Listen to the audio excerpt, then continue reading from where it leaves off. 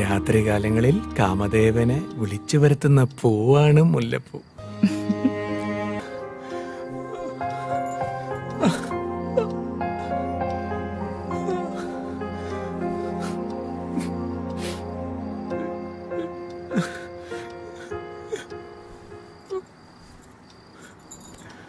എന്ത് പറ്റി വിഷ്ണുവേട്ടാ? ഒരു തളർച്ച പോലെ. ഹോസ്പിറ്റലിലെങ്ങാനും പോണോ? അതൊന്നും വേണ്ട, വാ നമുക്ക് എടുക്കാം.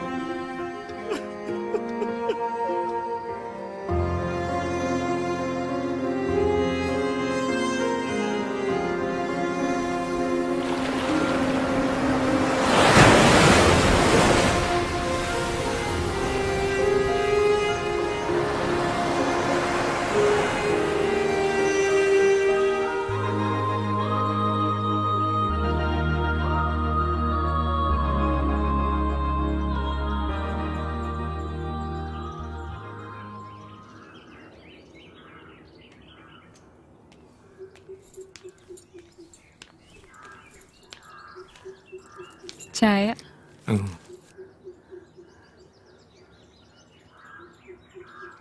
ഇന്നലെ ഉറങ്ങിയില്ലല്ലേ?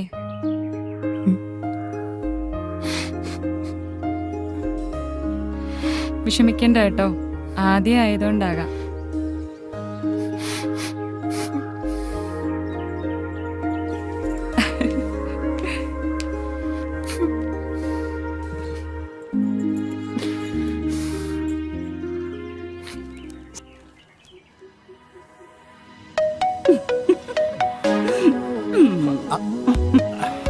പാപ്പച്ചനെ ഞാൻ സമ്മതിച്ചു തന്നിരിക്കുന്നു. ഒരു കോളേജ് ലെക്ചറായ എന്നെ ആർക്കും വീഴിക്കാൻ പറ്റിയില്ല. ഒരു കുട്ടിയുടെ അഡ്മിഷൻ എന്നും പറഞ്ഞു വന്ന് പാപ്പച്ചൻ എന്നെ കീഴടക്കിയില്ലേ? ഇന്ന് നിങ്ങൾ ഒരു വാക്ക് പറഞ്ഞ നാളെ ഞാൻ എന്റെ ഭർത്താവിനെ മക്കളെ ഉപേക്ഷിച്ചിട്ട് പാപ്പച്ചനെ വിവാഹം കഴിക്കും. നീയോ?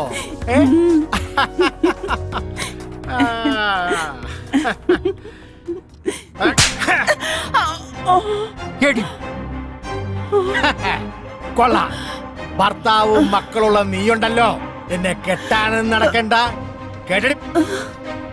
ആരുടെ പുറകെ പോവുകയും വേണ്ട, കേട്ടോടി.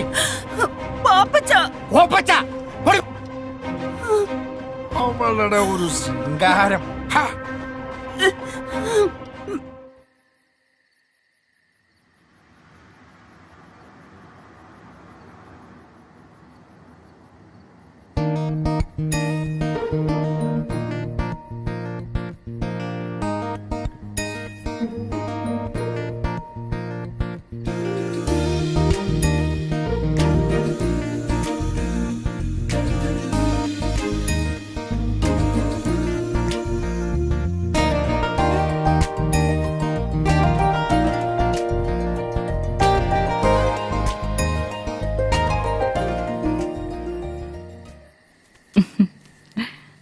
ജയശ്രീക്ക് വായനയൊക്കെ ഉണ്ടോ?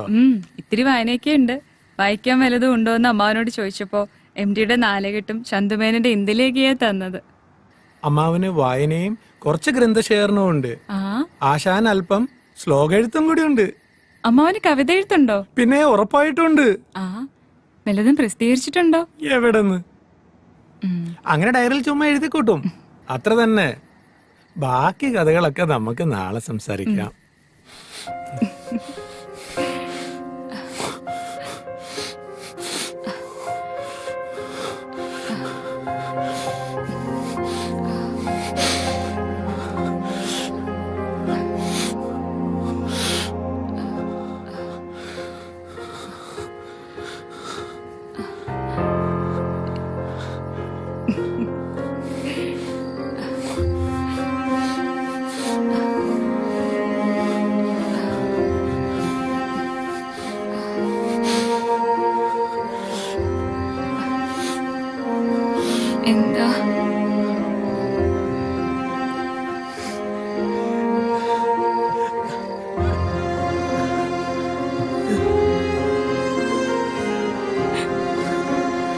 വിശ്വേട്ടാ.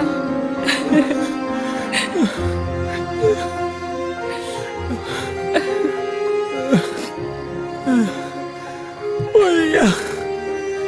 ശരീരം തളരുന്ന പോലെ.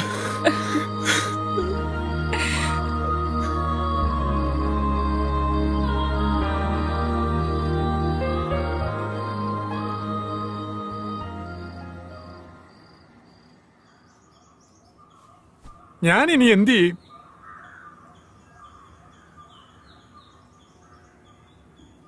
അവളുടെ മുഖത്ത് നോക്കാൻ എനിക്ക് ഭയം തോന്നുന്നു. എന്തോ നഷ്ടപ്പെട്ടതുപോലെ, എല്ലാം കൈവിട്ടതുപോലെ. എടാ നീ ഇങ്ങനെ നിരാശനായാലോ?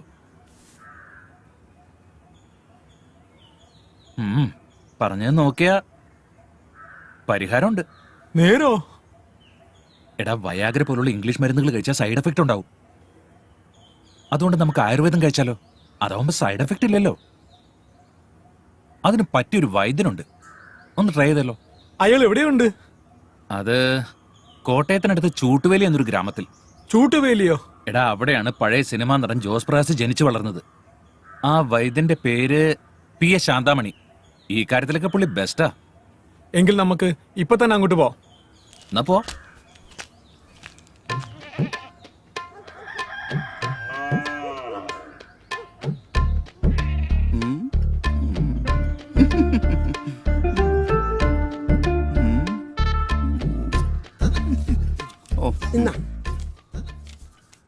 അരി 2 കിലോ, മുളക് പൊടി 250 ഗ്രാം, മല്ലിപ്പൊടി 150, ഉപ്പ് 1 പാക്കറ്റ്, ചിക്കൻ 2 കിലോ. അയ്യോ വൈദ്യരെ, ഇത് മരുന്നിന്റെ കുറിപ്പല്ലത്.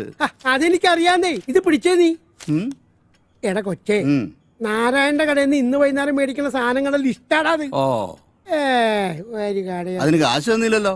ആ എടാ കൊച്ചേ, നാരായണന് മൂലക്കുരുവിന്റെ അസുഖമുണ്ട്. കഷായവും ലേഹ്യമൊക്കെ കൊടുത്ത് ഞാൻ ആ കാശ് വസൂലാക്കിക്കാം. നിനക്ക് വല്ല വിരോധമുണ്ടോ? എനിക്ക് ഒരു വിരോധവും ഇല്ല. ഓ നാരായണന്റെ ഒരു ഗതികേട്. എന്താ നീ പറഞ്ഞേ? അതല്ല, ഈ ശത്രുക്കൾക്ക് പോലും മൂലക്കൊരു വരല്ലേ എന്ന് പ്രാർത്ഥിച്ചതാ. നിനക്ക് വരാണ്ട് നോക്കിക്കോ. എന്ത് പറ്റി? കുട്ടി ഓറഞ്ച് തിന്നുകയായിരുന്നു. അല്ലി മണത്തപ്പോ ഒരു കുരു മൂക്കിപ്പോയി. ഓ, ഒന്നാണോ അതിൽ കൂടുതലുണ്ടോ? അതറിയത്തില്ല. മോനെ, മേൽപോട്ട് വലിക്കൂ. മേപ്പോട്ട് മേപ്പോട്ട് അങ്ങനെ തന്നെ കീഴ്പോട്ട് വലിക്കൂ. കീപ്പോട്ട് വലിക്കൂ. അങ്ങനെ പല പ്രാവശ്യം ചെയ്യും. മേപ്പോട്ട് കീപ്പോട്ട് ആ, മേപ്പോട്ട് കീഴ്പോട്ട് കീപ്പോട്ട് വിടും. മേപ്പോട്ട് കീപ്പോട്ട്. ആ, മേപ്പോട്ട് കീപ്പോട്ട്. നോക്കട്ടെ. അയ്യോ, ഒരു മേപ്പോട്ട് കയറിപ്പോയി നെറുകയിലേക്ക്. അയ്യോ. ഇനി ഒന്നും പേടിക്കാനില്ല. നേരെ മെഡിക്കൽ കോളേജിലേക്ക് കൊണ്ടുപോകും. സമയങ്ങളെ നമസ്കാരം. ഇരിക്കും. ബദരെ, എന്റെ മുഖം